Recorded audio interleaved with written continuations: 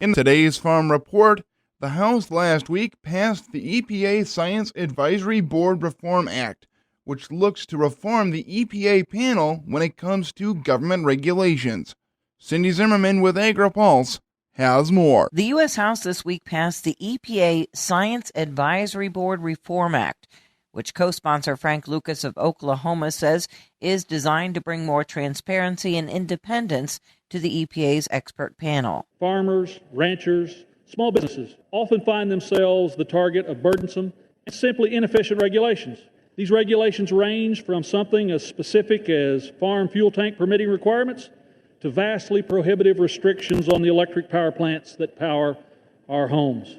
Government intrusion into America's energy and agricultural sectors reverberate into our everyday lives in the form of higher food prices or higher monthly energy bills. And stagnant wages and underemployment have only exacerbated the problem.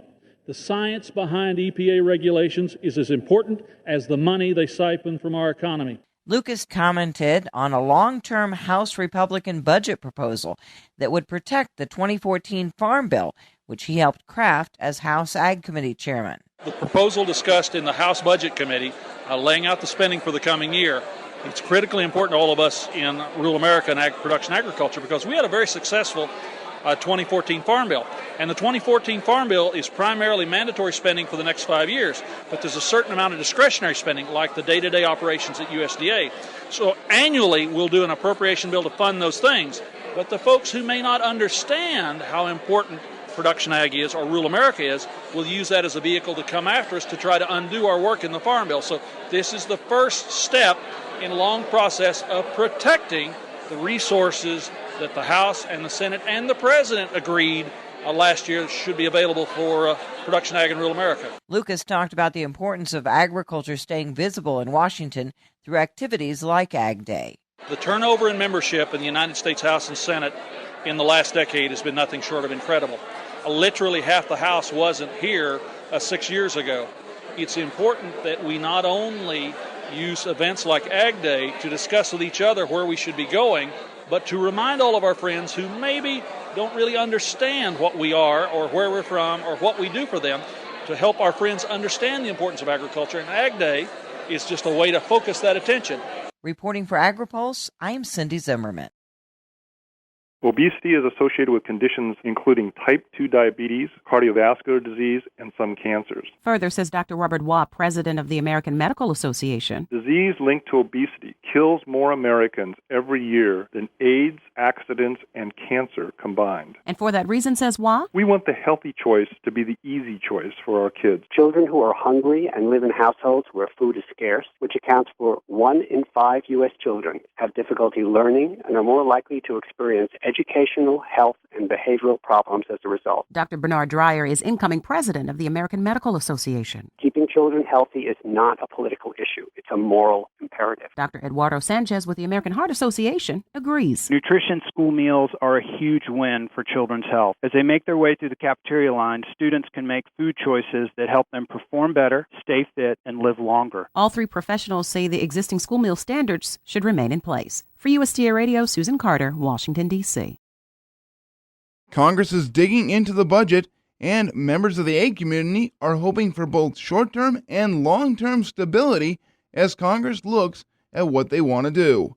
Cindy Zimmerman with AgriPulse has more. Stability in both the long and short term is important for agriculture as Congress gets further into the budget process. Senate Agriculture Committee economist Matt Erickson spoke to the National Wheat Growers for Agriculture Day this week. We are going to see net farm income levels this year expected to decline.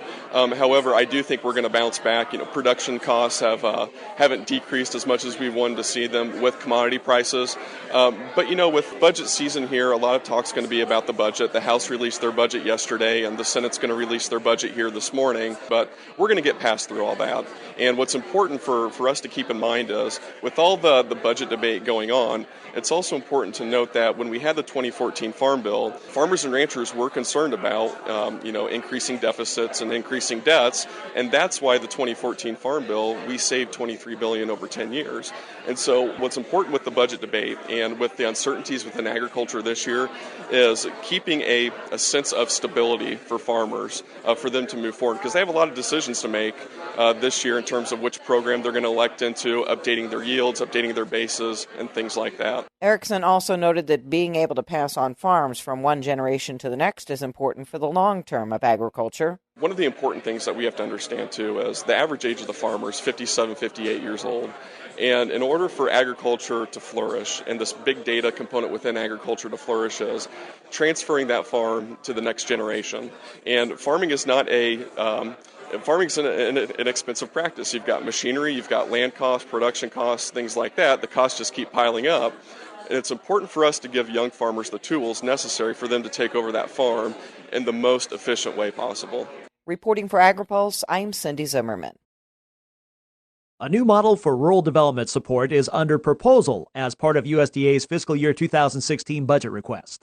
Undersecretary for Rural Development Lisa Mensah discussed a pilot program, Rural Corps, with the House Appropriations Subcommittee Wednesday. To support alongside other experienced professionals can be a powerful, motivating experience for both. Rural Corps would place economic development professionals in high-need areas to provide technical and hands-on support. Rural Development's Lilianne Salerno says this is expected to increase the strategic emphasis on infrastructure and economic development plans on the local level. We have communities in the rural parts of this country where we have no mayors, we have no town managers, we have no expertise. We need folks in these communities, or these persistent poverty counties, that have a commitment to that area that can navigate the federal system. This strategic improvement is expected in turn to provide greater job and long-term economic opportunities in rural communities. I'm Rod Bain reporting for the U.S. Department of Agriculture in Washington, D.C. Spring is mainly for birthing season, but it also includes maintaining an animal health, whether it means giving shots, trimming hooves, or making sure that animals are in condition. Emily Wilmus with the University of Minnesota Extension Service Office talks about a workshop to do just that with lambs this spring. University of Minnesota Extension will once again be teaching the annual Spring Sheep and Lamb Management class on Saturday, April 4th on the St. Paul campus of the University of Minnesota. Registration begins at 9:30 and the workshop will begin at 10 and end around 3. Lunch will be provided. Pre-registration is needed in order to plan for food and handouts. This is a great learning opportunity for those just getting started with raising sheep or those that would like a refresher on various topics and skills. The workshop will feature the following topics: sheep industry overview, breed selection, facilities, lambing, reproduction and genetics, disease, and marketing. In the afternoon, participants will gain hands-on experience with giving shots, trimming hooves, tail docking, and inspecting ewes for health status. The workshop will be at the Beef Barn on the St. Paul campus, located at the corner of Buford and Gortner. To register for the Spring Sheep and Lamb Management class, contact Wayne Martin at 612-625-6224 or at marti067@umn.edu. The cost of the workshop is $20 for adults, $30 for a couple or business partners, and $10 for students. Again, the Spring Sheep and Lamb Management class is scheduled for Saturday, April 4th, 2015 on the St. Paul campus of the University of Minnesota from 10 to 3. If you have any questions, call me at the Stearns County Extension Office at 320-255-6169. This is Emily Wilmus with University of Minnesota Extension. Agriculture Deputy Secretary Krista Hardin joined local business leaders at the North Carolina Biotechnology Center in Durham to talk about efforts to expand agricultural trade. We were talking about Congress's need to pass trade promotion authority for the president and the significance of being able to give the president that authority so he can negotiate in good faith on a couple of very key trade agreements that are pending right now. In addition to discussions on the value of trade, there was talk of growing markets, creating opportunity which translates into jobs in rural communities. And rural jobs that pay well. High-paying, good, substantial jobs that really create a foundation for a rural community. Small manufacturing facilities, exporting our fiber overseas as well as finished product. The past 6 years have proven to be the strongest in agricultural trade history, with U.S. agricultural product exports totaling nearly $772 billion since 2009. For USDA Radio, Susan Carter, Washington, D.C.